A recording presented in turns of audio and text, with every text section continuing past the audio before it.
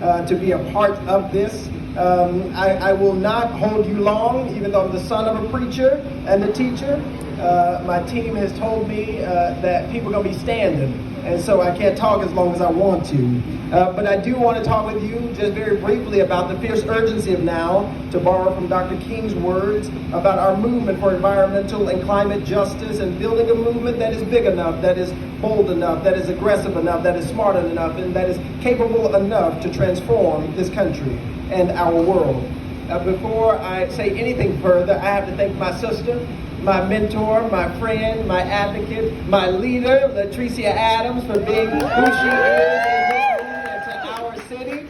A Memphis queen for sure, and an icon in this movement, from the White House to the Trap House. I appreciate it, and I appreciate you. I truly do. And to my colleague who's been on this journey with me, Yolanda Spinks with Memphis Community Against Pollution. Thank you for being here and doing our communications. First for me, now for my brother. She's got gray hair because of it. But we appreciate you, and our community honors you. To all the black women who are here, thank you. Black men shout. To all the black women, thank you.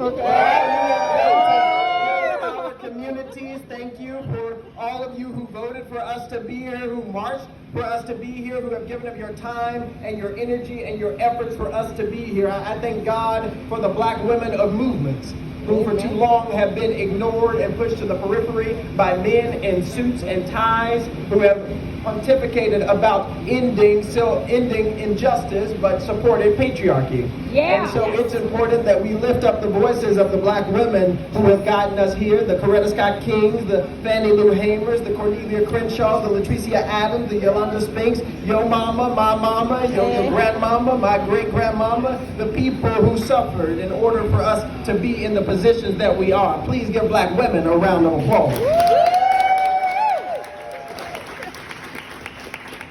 Is a movement for justice, but I'm moving so quickly through this, I feel good. There's a movement for justice afoot, and it is terrifying the status quo. Our movements always have progress. They always have setbacks. There's always some blowback. You know, white people might even expel you from your duly elected position. And they always overreach. As Reverend Dr. Warnock says, evil always overreaches. But we know that when they overreach, we're doing something right. Yes. They get triggered now. You know, for years they talked about liberal people and progressive people as snowflakes. So y'all so soft, you snowflake. You see they stopped using that word? Because they soft. Right? They can't talk about issues and injustice without trying to silence people. They can't talk about books written by black authors because they're terrified of the truth about what their ancestors were doing at the same time. Folks being triggered. And in this country, in this land, they're repealing women's rights. In Tennessee, we got a trigger law that banned abortion for everything, including rape and incest. They passed over 20 laws in our state house targeting LGBTQIA folks. Across this country, in the Confederate state of Florida, you see them banning African American history. We are in a serious war for the future that we want to create, for the vision that we hold about what America's promise and possibility is. We are proving that in their arguments, they are truly morally bankrupt. They don't got a leg to stand on. Obviously, we got legs to stand on. But it's because we are right. We are right in our cause and in our pursuit for justice.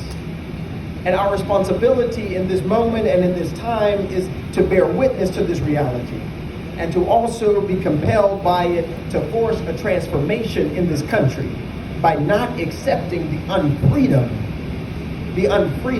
that they are saying is our birthright, instead of our birthright to liberty and justice for all. It cannot be freedom for black people to more likely live near toxic facilities than to have a living wage in healthcare. It cannot be freedom for black women to suffer from maternal mortality at 3 times the rate of white women when giving birth in this country. It cannot be freedom for young black children to die, who have asthma to die 10 times more likely than white children. We cannot accept these pains caused by pollution to be considered our birthrights. No, so what is ours to do in this moment, in this time? We've got to organize. Somebody say organize. Organize. We've got to mobilize. Somebody say mobilize. Mobilize. We've got to activate. Somebody say activate. Activate. We must mobilize our resources and our people power in order to disrupt the status quo. This is what mobilization looks like. And to black millennials who are flint, and to each and every one of the organizations that you represent, this is what mobilizing our power does. And this alone isn't going to break the back of this system. It is going to be our organization. It is our connectivity to one another's struggles, recognizing the intersectionality of oppression that we all face. It is that if we do not breathe clean air in Memphis, there is no clean air being breathed anywhere. If you are dealing with lead pipes in your community, we are all suffering from lead pipes in our communities. If you are dealing with a pipeline they're trying to run through your neighborhood, through a Freedmen's community, we're all dealing